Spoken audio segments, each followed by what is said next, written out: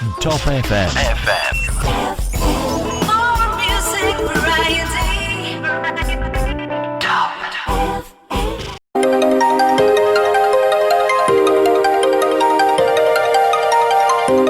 95.1 Radio Top FM Bumi Ayu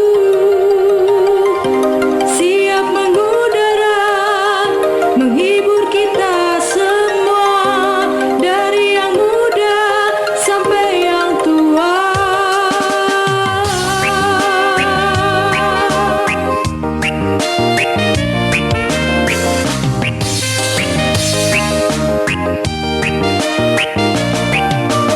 Setiap hari takkan ada henti-hentiku mendengarkan musik yang tren di saat ini. Beragam hiburan dan informasi selalu ada di sini.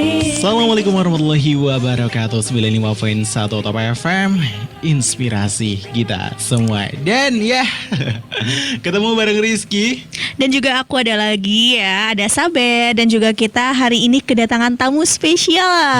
Lagi ya. Iya, biasa kalau udah ada Sabet itu berarti kita di acara Selasa berkelana gitu ya. Nah alhamdulillahnya nih Ki, setiap Selasa berkelana pasti situasinya tuh hujan-hujan, gerimis-gerimis manja gitu ya Ki.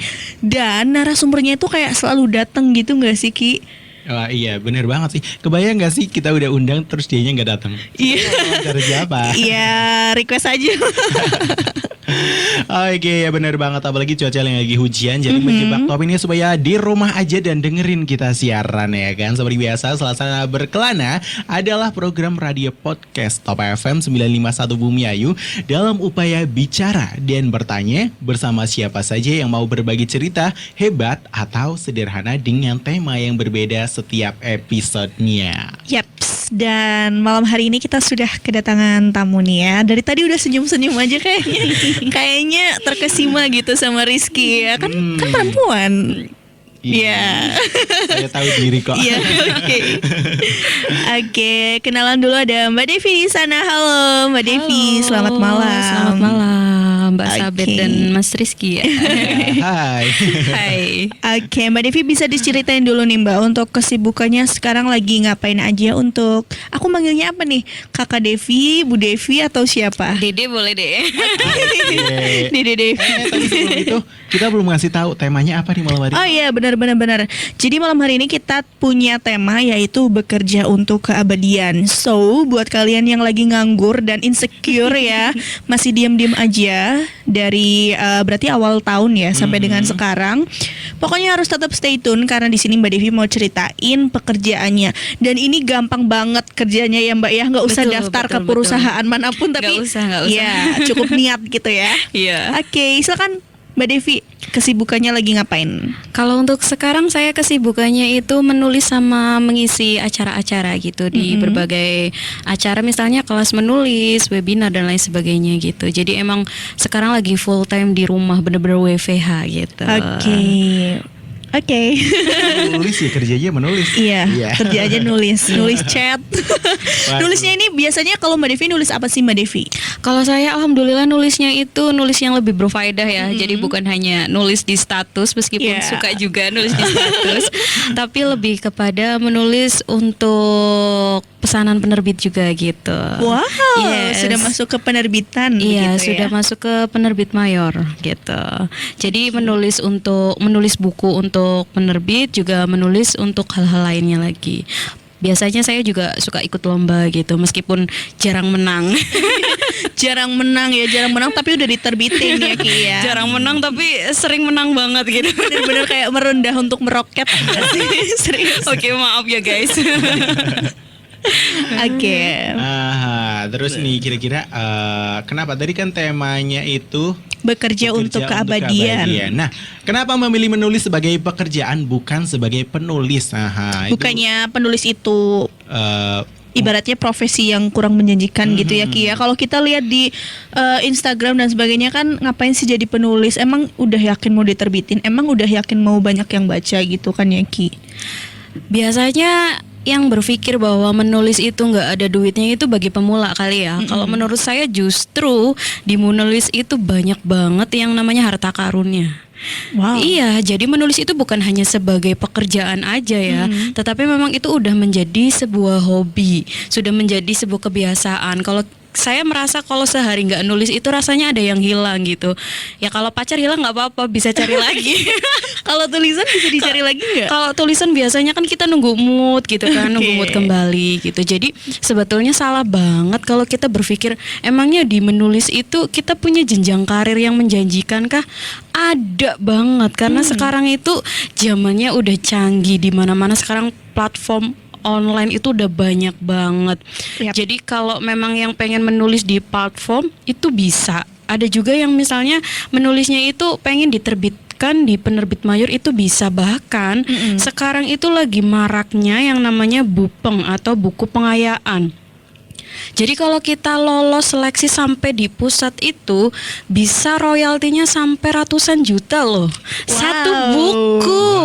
Dan buku pengayaan itu nanti akan didistribusikan ke seluruh sekolahan di tanah air. Oke. Siapa bilang penulis itu nggak bisa kaya? Oke, kalau misalkan kita logikanya berarti katakanlah satu buku itu ya murah-murahnya 1.000 lah ya, kita katakan misal ya. Ini paling murah loh ya. 1.000 dikali sejumlah siswa yang ada di Indonesia. Iya, betul banget. Iya.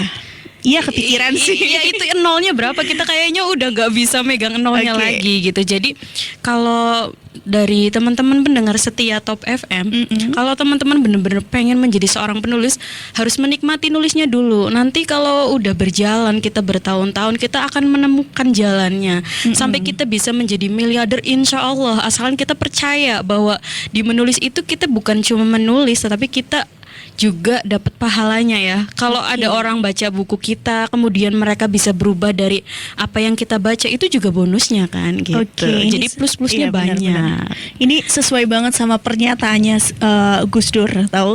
Bikin jeneng dulu baru bikin jenang. Nah, Iya. gitu. Salah-salah, bikin jenang dulu baru bikin jenang. Aduh, Astaga. gimana ini? Saking terpesonanya Ki. Jadi dari Aduh. tadi tuh Mbak Devi kayak senyum-senyum kayak bahagia banget Iya gitu. bahagia dong karena Bisa pengen berbagi sharing, sini gitu. Oke, kalau Mbak Devi sendiri nih ya sebagai penulis, ini di luar dari teknik menulis nih ya Mbak, Oke. dari segi kayak marketing, relasi itu perlu nggak sih Mbak sebagai penulis? Kalau sebagai penulis, kalau memang kita pengen memasarkan buku-buku kita sendiri supaya orang-orang tahu bahwa kita berkarya, relasi itu penting. Bahkan relasi itu bukan hanya untuk penulis aja, bahkan sekelas misalnya siswa, mahasiswa, guru dan lain sebagainya, mereka harus punya relasi gitu. Jadi kalau penulis pengen dia benar-benar berkarya di dunia kepenulisan, dia harus punya relasi. Misalnya saya udah punya buku 10 atau 20, ternyata nggak ada orang yang tahu karena saya nggak bisa menjalin relasi dengan orang lain, yaitu siapa yang mau baca gitu kan, siapa yang bakalan tahu kita gitu kan. Jadi relasi itu penting, branding diri juga penting gitu. Oke, bahkan sekarang lagi musimnya pre-order ya Ki ya. Nah, Misal betul kita juga banget. sebelum cetak biasanya udah punya apa sih ya, kayak udah punya pembeli terlebih dahulu gitu ya. Nah, itu kan relasi penting banget. Kalau pas kita mau pre-order, orang udah tahu siapa kita, pasti kan mau beli. Entah itu misalnya teman-teman yang ada di WhatsApp 1-2 kan lumayan. Iya. Belum kalau kita misalnya berbaginya di Facebook, di Instagram, itu kan bisa juga. Oke. Nah, kalau misal bekerja sebagai penulis itu kan lebih banyak menghabiskan waktu di rumah. Yes. Nah, gimana sih caranya meyakinkan keluarga ataupun tetangga ataupun orang sekitar bahwa bekerja itu bukan cuma di kantor gitu loh. Walaupun di rumah itu kita juga bisa menghasilkan duit. Nah, sebetulnya kalau saya pribadi itu tidak ingin yang namanya memberikan kepercayaan kepada orang. Artinya orang mau percaya atau tidak itu terserah mereka, itu bukan urusan saya. Yang terpenting adalah saya berkarya. Ketika mereka tahu, misalnya saya udah diundang ke sana kemari, mereka akan percaya, oh ternyata di rumah aja juga bisa menghasilkan. Tanpa saya harus meyakinkan kepada tetangga bahwa saya itu penulis, nggak perlu ke kantor dan lain sebagainya. Dan alhamdulillah kalau di desa saya pribadi itu nggak ada sih orang yang namanya julid gitu ya. Oke, Iya, nggak ada masih yang aman. kok kamu lulusan sini cuma di rumah aja gitu kan, kok kamu nggak kerja kantoran. Itu nggak ada kata-kata yang seperti itu. Jadi kalau saya kenapa memilih menjadi penulis dan di rumah aja. Saya nggak perlu meyakinkan siapapun. Saya hanya perlu meyakinkan diri saya sendiri bahwa saya bisa. Di sana saya bisa berdiri. Di sana saya punya kaki untuk berjalan dan saya punya sayap untuk terbang begitu. Oke, berarti tapi sejauh ini Mbak Devi pernah melakukan kolaborasi menulis atau Mbak Devi pernah bekerja sama dengan penulis siapa gitu atau enggak Mbak? Kalau untuk kolaborasi sebenarnya udah lumayan banyak ya. Jadi di awal saya menulis juga saya kolaborasi dengan pembimbing gitu. Jadi selama perjalanan menulis juga banyak kolaborasi. Dan sekarang kan kita nggak bisa berjalan sendiri ya. Kita membutuhkan orang lain juga gitu. Oke. Sebelum terjun ke dunia penulisan, apakah sebelumnya mungkin di sekolah sering baca dan apa sehingga bisa tertarik bahwa ke menulis, padahal menulis agak sedikit menyebalkan kadang kan. Iya. Menurut orang-orang yang nggak suka nulis ya. Benar-benar. Kalau saya pribadi justru malah dulu itu nggak suka membaca, bahkan benci banget yang namanya membaca, karena kan udah baca buku atau pegang buku aja kayaknya males banget, tulisannya panjang-panjang gitu. Mana kan. gambarnya sedikit Nah ya. gitu kan. Itu awal mulanya emang gak suka. Nah kenapa akhirnya bisa menjadi suka? Karena itu di awal ada yang namanya sebuah kebutuhan gitu loh. Bahwa saya itu butuh. Awal memang saya butuh dana gitu kan, saya butuh uang gitu Yeah. kan. Nah dari sanalah saya akhirnya suka dengan menulis. Sebetulnya suka menulisnya itu iseng-isengnya dulu pernah waktu masih kecil itu kan menulis di buku diari gitu kan. Nah seiring berjalannya waktu ketemulah bahwa saya ternyata ada bakat di sana kayak gitu. Jadi di awal itu emang nggak suka menulis, cuman suka menulisnya ya menulis yang nggak ada wadahnya gitu loh, nggak tersalurkan kemana gitu. Jadi di awal nggak suka baca, tapi sekarang ya mau nggak mau harus suka baca. Oke, kalau boleh tahu nih kan berarti Mbak Devi udah WFH-nya udah lama banget nih ya, Yes. udah setengah tahunan gitu ya. Nah, ngomong-ngomong setelah Mbak Devi melakukan proses menulis di rumah, ada yang kena kecipratan nggak tetangganya atau teman segengnya yang mereka jadi ikutan seneng nulis atau minimal membaca kayak gitu? Ada pengaruh tersendiri nggak untuk orang-orang di sekeliling Mbak Devi? Ada banget sebetulnya. Jadi karena saya juga di rumah itu kan banyak-banyak buku gitu kan. Kadang ada lilik saya ke rumah, ada keponakan saya ke rumah. Mereka itu suka membaca. Bahkan mereka itu kaget ketika, Mbak, ini bukunya Mbak Devi, ini beneran Mbak Devi gitu kan? Iya beneran, emang nggak percaya? Enggak Mbak, nggak percaya, saya baca lagi gitu kan. Oke. Namanya bener apa enggak? Iya bener, kamu baca aja. Dan mereka suka, asik gitu loh. Dan ternyata, ternyata ini Mbak Devi loh, Mbak Devi yang aku kenal. Seorang Mbak Devi yang tinggalnya di desa bisa menulis kayak gitu. Oke. Jadi efeknya itu ada banget. Teman-teman juga suka baca gitu kan. Bahkan orang tua saya pribadi itu suka banget gitu, meskipun ya mungkin kadar kesukaan dalam membacanya masih kurang, tetapi ikut bahagia gitu ketika anaknya itu bisa menulis. Oke, jangankan ibu bapaknya ya Ki ya, kita yang ikut siaran aja ikutan bangga ya Ki ya. Nah, by the way ini kalau pengalamannya Mbak Devi ya kan berarti udah berapa tahun berarti menulis Mbak? Kalau untuk benar-benar meniti karirnya itu dari tahun 2017, berarti baru 3 tahun. Baru 3 tahun ya. Selama 3 tahun ini ada hal spesial apa sih yang bikin Mbak Devi itu jadi terus punya keinginan untuk menulis sampai Mbak Devi akhirnya memutuskan untuk hidupnya udahlah aku nulis aja gitu. Sebetulnya berawal dari keresahan hati ya, dari sebuah patah hati, akhirnya saya memutuskan untuk menulis. Jadi di awal saya udah merasa patah hati nih, bagaimana sih caranya saya supaya bisa bangkit dari rasa itu gitu kan. Dan di sisi lain ternyata bertemu dengan orang-orang yang spesial. Artinya beliau, mentor saya itu selalu memberikan motivasi. Dan beliau itu sering yang namanya ngiming-ngimingi apa ini? Jadi Mengiming-imingi ya iming-iming ya kan benar, mengiming-imingi ini loh, saya udah nulis nih, buku saya udah ada di Gramedia, kapan kamu bisa ada di sana bukunya. Bahkan beliau selalu bilang, kalau buku-buku kamu sudah ada di Gramedia, berarti kamu itu orang hebat. Nah dari situlah langsung kesetrum lah ya bahasanya, langsung nyetrum di hati. Oh saya juga pengen kayak gitu. Saya pengen bahagiain orang tua saya ketika nanti saya ngajak mereka ke toko buku, mereka bisa melihat karya saya gitu. Jadi hal pertama yang membuat saya terus menulis adalah sebetulnya dari orang tua juga kan, karena memang nggak ada darah seni gitu kan. Orang tua saya bukan orang seni gitu kan. Jadi bener-bener ini yang membuat saya yakin bahwa saya bisa gitu kan, meskipun saya bukan dari orang yang berada gitu kan. Ibu saya hanya seorang penjual tahu di pasar gitu kan, tapi saya ingin membuktikan bahwa saya bisa gitu. Oke, kalau boleh nama coachnya siapa Kak? Nama coachnya itu Bunda Mulasitari. Oke, Bunda Mulasitari setrum kita juga. Iya, beliau Iya, itu selalu menjadi kompor gitu kan. Oke. Kalau habis dapat gajian nih, saya gajian baru 50 juta misalnya. Aduh, itu kan langsung lepek ya kan. Iya, jadi sering Oke. banget dulu di awal itu selalu kasih kompor, ini saya baru dapat transferan sekian, kamu pengen gak gitu kan. Oke. Jadi memang beliau benar-benar orang yang pertama kali itu mengajarkan saya menulis dari nol hingga sekarang kayak gitu. Oke. Bunda Mulasitari.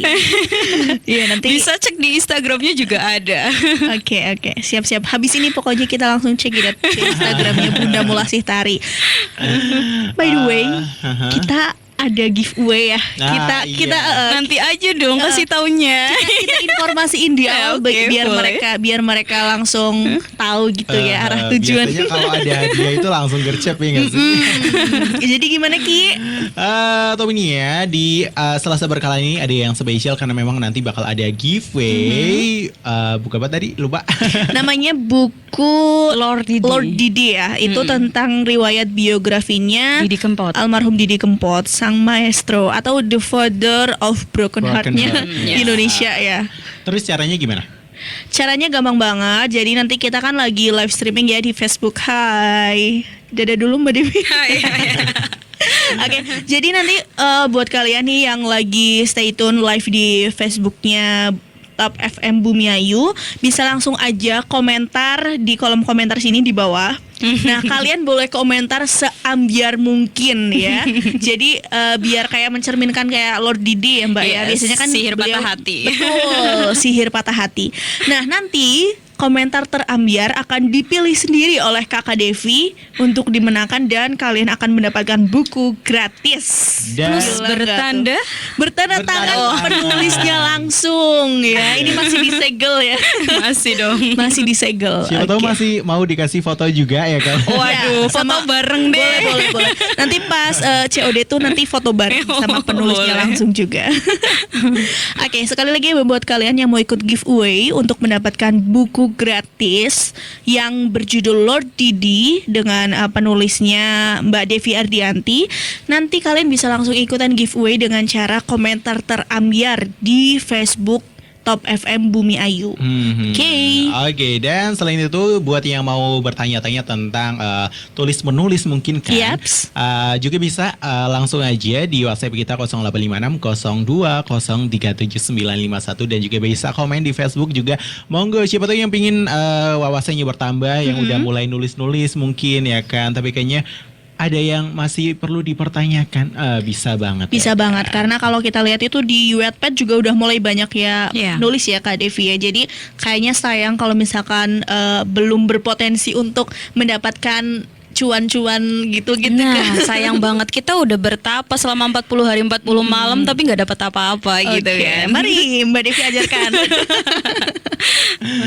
Oke, dan gimana segmen pertama Ya, ini? untuk segmen pertama kita sekian dulu, nanti kita langsung balik lagi ya ke segmen 2. Dan buat kalian yang mau request silahkan, genrenya yang penting pop ya bakal kita puterin. Oke, kalau mau salam-salam boleh juga. Dan kalau mau telepon interaktif boleh juga, langsung ngomong sama kakak penulis. Ada kakak Devi Ardianti di sini ya. Oke, yaudah satu musik dulu dari miliknya Ari Lasso. Siap.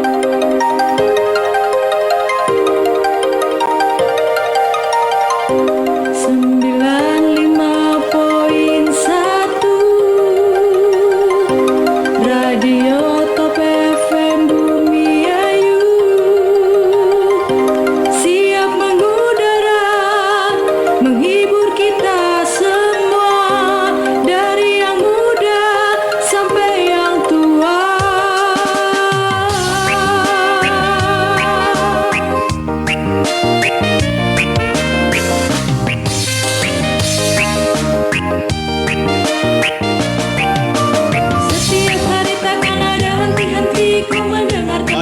masih di 95.1 Top FM, inspirasi Kita semua.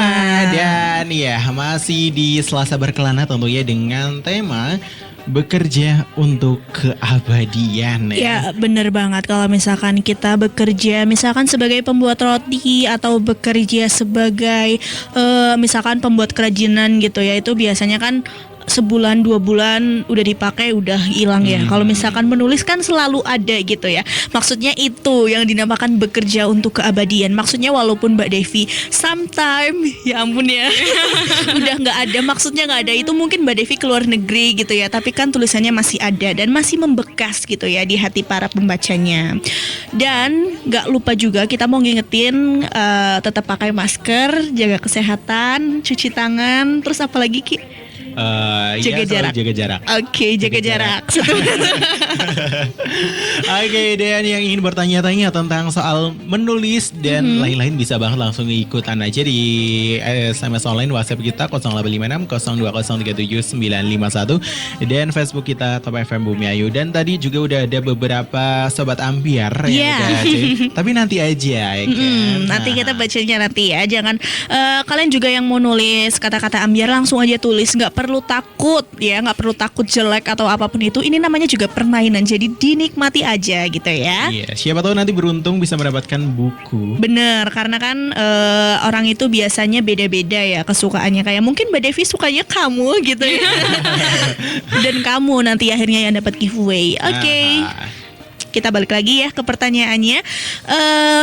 By the way, bagaimana pertama kali Mbak Devi itu mengawali karir sebagai penulis? Nah, biasanya kan kalau tulisan pertama biasanya kan belum mendapatkan pembaca yang begitu banyak ya Mbak Devi ya.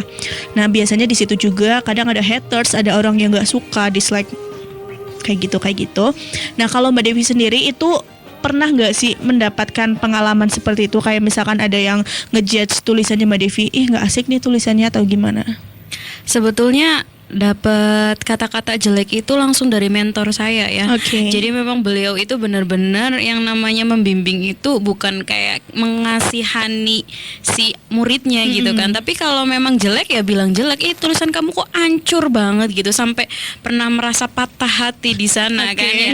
Karena kan kita udah berdarah-darah menulisnya, bisa sampai begadang, tapi tiba-tiba ketika kita ngasih draft tulisan kok beliau langsung bilang tulisan kamu jelek seperti ini gitu kan. Nah, tapi di sana saya malah justru seneng. Oh, ternyata emang saya belum layak untuk masuk ke penerbit mayor gitu kan. Karena tulisan saya masih amburadul, masih ambiar gitu. Jadi untuk haters yang lain saya rasa nggak ada sih. Dan saya juga tidak mengecap bahwa mentor saya itu haters. Tapi beliau itu benar-benar memberikan jalan bahwa tulisan kamu itu belum tepat, belum pas, nggak seperti ini gitu kan. Harusnya seperti itu supaya lebih manis lagi kayak gitu. Oke, tapi berarti Mbak Devi emang awalnya itu berangkat dari biasanya Mbak Devi kuliahnya sebagai jurusan apa sebelumnya? Saya jurusan Pendidikan Bahasa dan Sastra Indonesia. Oke, dulu kuliahnya itu berarti emang Mbak Devi itu berawal dari situ atau memang sebelum kuliah itu Mbak Devi sudah suka menulis? Kalau sebelum kuliah suka menulisnya itu tadi saya suka menulis di buku diary tapi tidak tahu wadahnya kemana. Nah, ketika di tahun 2017 saya merasa sangat patah hati, akhirnya ketemu juga dengan dosen saya yang ternyata beliau juga sama pernah patah hati juga. Jadi kita itu bertemu dengan hati yang sama gitu kan. Iya. Benar. Nah, dari situlah kemudian beliau melihat bahwa saya itu memiliki semangat yang tinggi gitu. Meskipun mungkin dari segi menulisnya belum matang gitu kan. Karena kan masih ngambang, kita belum tahu tekniknya seperti apa dan lain sebagainya. Jadi dari sana di tahun 2017 itu saya ditarik untuk belajar bersama karena beliau juga mentor saya sekaligus dosen saya juga, dosen mata kuliah dulu. Jadi awal menulis ya di tahun 2017 dan saya itu menulisnya bukan menulis yang kalau sekarang itu kan udah multi genre ya. Kalau dulu itu pertama kali buku masuk itu buku cerita anak. Jadi memang di awal menulis itu saya suka puisi, saya suka cerpen, dan sebelum bertemu dengan mentor saya itu saya bertemu juga dengan dosen yang lain yang ibaratkan beliau juga support saya menulis gitu kan. Jadi di awal menulis puisi sering gagal juga untuk mengirim ke koran, mengirim ke lomba-lomba gitu kan, sampai pada akhirnya pernah berhasil. Jadi memang benar-benar harus tekun banget di menulis itu kalau kita pengen berhasil. Nah setelah itu dosen saya bilang kalau kamu pengen jadi tim saya berarti kamu harus mengikuti apa yang saya perintahkan. Intinya karena di sana itu kan ada sistem deadline gitu kan, jadi kita harus kamu harus benar-benar bisa bekerja di bawah tekanan gitu kan. Nah untuk dari menulis puisi, menulis cerpen kemudian bertransformasi ke menulis cerita anak itu kan juga butuh waktu yang cukup panjang karena kan bahasanya juga berbeda. Jadi dari situ awalnya. Oke, berarti Bang dari patah hati ya. Iya. Berarti setelah itu adakah patah hati yang disengaja gitu? Oh banyak banget ya patah Oke. hati yang disengaja dan tidak disengaja, tetapi mereka sudah terangkum dan abadi dalam karya. Jadi kalau para jajaran para masa lalu kalau baca buku saya, mereka nanti kaget di sana. Oh ternyata saya udah jadi tokoh antagonis nih gitu kan. Saya itu kejam, penulis itu kejam, iya dong. segalanya. Oke. Jadi kalau yang jahat-jahat pasti ini orang masa lalu gitu. Nggak ding, bercanda. Rizky juga kepo nih, selama pas itu kan tentunya untuk menulis itu butuh perjuangan. Yes, betul. Kira-kira pernah nggak sih di situasi tiba-tiba, udah nulis itu ribet, nyerah aja? Kalau untuk di situasi itu sebetulnya ada ya, pernah gitu kan, karena merasa bahwa kayaknya saya nggak mampu deh untuk melanjutkan ini gitu kan. Tapi berpikir lagi bahwa semua ini adalah udah menjadi tanggung jawab, karena saya udah maksudnya memasukkan diri saya itu ke dalam dunia kepenulisan. Masa cuman karena misalnya nggak mood, gagal cinta, kemudian gagal-gagal yang lain, akhirnya saya menyerah begitu aja gitu kan, kayaknya nggak lucu. Karena dari menulis itu saya akan dikenal banyak orang, meskipun orang mengenal saya entah dengan menulis cerita anak ataupun entah dengan menulis hal-hal yang lainnya. Jadi kalau untuk merasa down atau merasa kayaknya pengen menyerah pernah, tetapi karena tujuan saya itu begitu kuat, akhirnya saya bisa melewati itu. Jadi sebelum saya memastikan bahwa saya akan menjadi seorang penulis, saya punya mimpi dulu. Jadi saya menulis misalnya, saya pengen beli motor, saya pengen beli HP sendiri, saya pengen beli ini sendiri. Jadi ditulis semuanya. Nanti ketika saya merasa menyerah, saya kembali lagi. Saya punya mimpi ini, saya harus beli ini, dan itu dicetak gitu. Jadi pengen beli motor, dicetak itu gambar motornya, motor apa, harus spesifikasinya harus ada gitu kan. Jadi benar-benar itu yang memacu saya untuk terus menulis gitu. Jadi ketika menyerah, oh iya, saya masih punya mimpi. Ini saya harus mengejar. Kalau hari ini saya berhenti, nanti saya ketinggalan gitu. Karena kan seorang penulis yang lainnya gitu kan udah berjalan jauh, tapi saya kok masih stagnan di sana aja kayak gitu. Oke. Dan ini jadi poin penting juga nih Ki, buat kita, bahwa kalau misalkan kita punya suatu tujuan itu kita nggak perlu yang jauh-jauh dulu ya, tapi yang terdekat, yang paling bisa banget kita capai gitu ya, biar kita kayak ini mungkin lah untuk kita lakuin, jadinya termotivasi gitu ya. Berarti untuk kayak misalkan Mbak Devi nulis-nulis kayak gitu, itu selalu ada pesan moral di situnya nggak Mbak? Atau nggak, aku full motivasi doang atau gimana?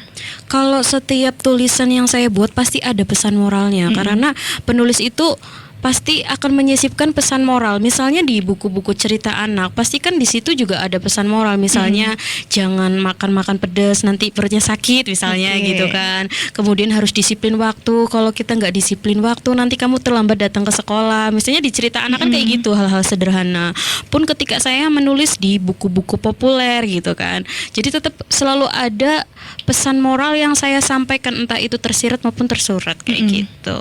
Jadi selalu ada di setiap buku. Oke. Untuk selama 3 tahun ini, betul? Udah ada beberapa karya yang udah tercetak dan sebarluaskan. Kalau untuk karyanya mungkin udah 20-an lebih ya. Wow. Ya puluhan lah, tapi saya nggak bisa gitu. Sorry. Berarti umurnya masih di J2 kan ya? Kenapa? Umurnya masih maksudnya masih 20-an kan ya? Yes. belum 30 ke atas Belum. Tapi udah 20-an buku. Tamparan sih. Kasih tahu satu, kayaknya buku itu paling berhasil dan menurut Kak Devi sendiri tuh buku paling bagus yang pernah Kak Devi buat. Kalau buku yang paling gak bagus itu, saya pikir semua buku yang saya tulis itu bagus. Yang paling bisa menyampaikan ini loh aku gitu kepada orang lain, buku yang mana? Aduh, buku mana ya? Kayaknya buku-buku populer yang terbaru-baru deh. Jadi kayak merasa bahwa di sana itu saya itu sedang menjadi orang yang sok dewasa gitu. Ya kalau padahal ya dewasa lah. kayak anak-anak. Masih imut ya. Iya, jadi kalau buku-bukunya itu mungkin bukan yang paling terbaik sih ya, tetapi kayaknya yang paling enjoy aja gitu ya. Yang paling enjoy saya tulis itu kayaknya saya paling berhasil itu di buku public speaking. Kenapa? Karena saya merasa bahwa di buku public speaking itu ada banyak pengalaman-pengalaman yang pernah saya lakukan gitu ketika kuliah. Jadi punya impian saya itu sebenarnya pengen jadi seorang public speaker gitu kan, tetapi kayaknya belum bisa deh. Akhirnya saya menulis buku itu gitu kan, sampai pada akhirnya buku bisa terbit dan bisa bermanfaat bagi adik kelas gitu kan. Mungkin bisa jadi referensi mereka, dan itu kan suatu hal yang membanggakan. Ibaratkan menjadi referensi di perguruan tinggi kayak gitu, karena mahasiswa PBSI itu rata-rata pada punya sih kayak gitu. Terus kalau aku mau nanya nih Kak Devi ya, penasaran banget. Aku punya beberapa teman yang mungkin dia suka nulis juga gitu ya. Terus mereka tuh udah bikin kayak semisal Soreku di Namsan Tower kayak gitu. Cerita-ceritanya itu plotnya di Korea, di London kayak gitu ya. Padahal mereka tuh nggak pernah ke situ kayak gitu ya. Nah kalau Mbak Devi sendiri, atau mungkin Mbak Devi pernah mempelajari nggak kalau hal-hal seperti itu biasanya gimana sih caranya? Apakah membaca artikel doang, atau mereka harus punya teman di sana, atau gimana? Sebetulnya kalau untuk latar tempat untuk menulis itu mohon maaf, untuk kita bikin tulisan cerpen ataupun novel itu kan bebas ya. Misalnya kita pengen menulis di latarnya di Korea itu sah-sah aja, dan kita juga bisa melihat di internet gitu kan. Kalau saya pribadi nggak jauh sih di Korea, enggak, tapi saya itu menulis biasanya lebih ke pengalaman pribadi, jadi settingnya itu nggak terlalu tinggi, karena memang fokusnya itu bukan hanya di misalnya fokus nulis novel itu enggak gitu kan. Jadi bener-bener settingnya itu yang sekiranya itu ada di sekitar saya, yang lebih mudah saya tangkap gitu kan. Karena kalau misalnya kita mau settingnya di luar negeri dan lain sebagainya, kita harus benar-benar bisa memahami Korea itu seperti apa, Jepang itu seperti apa, itu kan kita nggak boleh salah gitu kan. Jadi kita harus benar-benar mendalami yang namanya latar tempatnya. Kalau saya kan biasanya pernah menulis novelet, itu nulis novelet, alhamdulillah pernah juara 1 itu ya. Itu novelet yang saya buat berdasarkan dari pengalaman di mix juga, sebenarnya ada fiksinya. Jadi benar-benar saya bisa merasakan bahwa oh iya, tulisan itu yang mengalir gitu kan, tulisan yang dari hati itu akan sampai ke hati pembaca juga kayak gitu. Kalau novelet kemarin berarti ikut di tahun berapa? Yang juara 1 itu Mbak Devi? Tahun 2018 atau 2019 itu. 2018. Yang mengadakan dari mana? Dari Surabaya. Jadi itu bentuknya itu online gitu. Jadi saya nggak perlu ke sana, tinggal ngirim naskah aja. Jadi Surabaya ngadain event dan yang juara 1 dari Bumiayu. Yes. Tepuk tangan online ya. Nah ini ada juga pertanyaan ya, kira-kira apa sih yang Mbak Dewi lakukan untuk menambah daya tarik sebuah cerita? Biasanya kan banyak banget kalau misal Rizky mungkin udah bisa buat cerita nih, tapi ceritanya kayaknya terlalu boring, terlalu membosankan, kalau dibaca itu bawaannya ngantuk terus. Gimana sih caranya supaya ada daya tarik dan juga nggak bikin ngantuk? Sebetulnya kalau untuk menulis itu kan ada segmennya sendiri-sendiri ya. Jadi kita memang tidak bisa memaksakan setiap orang itu untuk suka terhadap tulisan kita. Kita tidak bisa memaksakan bahwa kamu itu nggak boleh bosen kalau baca buku saya. Itu penulis nggak bisa memaksakan hal itu. Jadi barangkali memang segmennya itu nggak pas gitu. Misalnya buku cerita anak harusnya untuk anak-anak, ternyata dibacanya sama anak-anak remaja dewasa yang memang mereka itu sukanya dengan tulisan-tulisan tentang cinta gitu kan. Nah, barangkali dari sana sebenarnya boringnya tuh boring karena apa? Karena memang kamu nggak suka dengan jenis tulisannya, atau karena memang bisa jadi karena salah server gitu kan. Jadi kalau misalnya bagaimana sih cara menulis supaya nggak boring gitu kan? Ada hal apa aja sih?